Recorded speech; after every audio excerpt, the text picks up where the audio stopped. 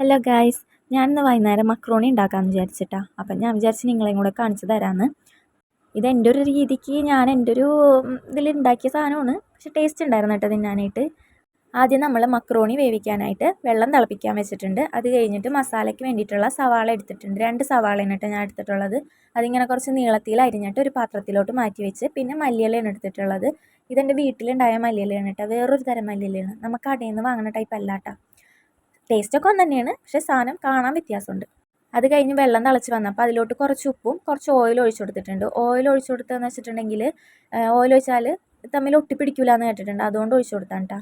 അത് കഴിഞ്ഞ് പാക്കറ്റ് പൊട്ടിച്ച് നമ്മുടെ മക്രോണി ഇട്ട് കൊടുത്തിട്ടുണ്ട്. അതെൻ്റെ ഇത്താത്തയുടെ കൊച്ചാണ് കേട്ടോ. ആൾക്ക് അങ്ങനത്തെ കാര്യങ്ങളൊക്കെ കാണാനും ഇതാക്കാനൊക്കെ ഭയങ്കര ഇഷ്ടമാണ്. അപ്പോൾ എന്തെങ്കിലുമൊക്കെ ഉണ്ടാക്കുമ്പോൾ ഇങ്ങനെ എടുത്തു വന്നിരുന്ന് നോക്കിയും പിടിക്കുകയൊക്കെ ചെയ്യും. അടുത്ത് നമുക്ക് മസാല ഉണ്ടാക്കാനായിട്ട് മറ്റേ സ്റ്റൗവിലോട്ട് പാൻ വെച്ചിട്ടുണ്ട്. അത് ചൂടായി വന്നപ്പോൾ കുറച്ച് വെളിച്ചെണ്ണ ഒഴിച്ച് കൊടുത്തിട്ടുണ്ട്. ഞാൻ വെളിച്ചെണ്ണ ഇവിടെ എടുത്തേക്കണത്. അതിലോട്ട് നമ്മൾ അരിഞ്ഞു വെച്ച സവാള ഇട്ട് കൊടുത്തിട്ടുണ്ട്. കുറച്ച് ഉപ്പും കൂടെ ഇട്ട് കൊടുത്തിട്ട് ഞാൻ വാട്ടിയിട്ടുള്ളത്.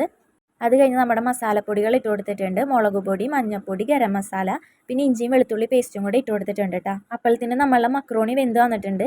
അപ്പോൾ ഞാനത് എന്ത് ചെയ്തെന്ന് കഴുകിയിട്ട് ഊറ്റി വേറൊരു സൈഡിലോട്ട് വെച്ചിട്ടുണ്ട്. അപ്പോഴത്തേനും നമ്മളെ മറ്റേ മസാലയിലോട്ട് ഞാൻ നമ്മളെ ഇപ്പിയുടെ ഒരു മസാലപ്പൊടി ഇരിപ്പുണ്ടായിരുന്നു, അത് കുറച്ച് ഇട്ട് കൊടുത്തിട്ടുണ്ട് കേട്ടോ ടേസ്റ്റിന് വേണ്ടിയിട്ട്. പിന്നെ ഒരു മുട്ടയും കൂടെ ഉടച്ചൊഴിച്ച് ഞാൻ ഇങ്ങനെ സെപ്പറേറ്റ് ആയിട്ട് മുട്ട ഇങ്ങനെ ചിക്കിയിട്ട് ലാസ്റ്റ് രണ്ടും കൂടെ മിക്സ് ചെയ്യും. ഇങ്ങനെ മിക്സ് ചെയ്യുമ്പോഴാണ് ടേസ്റ്റ് എന്നുള്ളത് ഞാൻ ഏതോ ഒരു വീഡിയോയിൽ കണ്ടിട്ടുണ്ട്, അതുകൊണ്ടാണ് ഞാൻ അങ്ങനെ ചെയ്തത് കേട്ടോ. എന്നിട്ട് പിന്നെ അതിലോട്ട് കുറച്ച് മല്ലിയിലയും കൂടെ ഇട്ട് കൊടുത്ത് വേവിച്ച് വെച്ചേക്കണം മക്രോണിയും കൂടെ ഇട്ട് കൊടുത്തിട്ട് മിക്സ് ചെയ്തിട്ടുണ്ട്. ലാസ്റ്റ് ആയപ്പോൾ ഞാൻ കുറച്ച് ടൊമാറ്റോ സോസും കൂടെ ഒഴിച്ച് കൊടുത്തിട്ടുണ്ട് കേട്ടോ. നമ്മളെ സാധാ ടൊമാറ്റോ സോസാണ്, ഒരു ടേസ്റ്റിന് വേണ്ടി ഞാൻ ഇട്ട് കൊടുത്താണ്.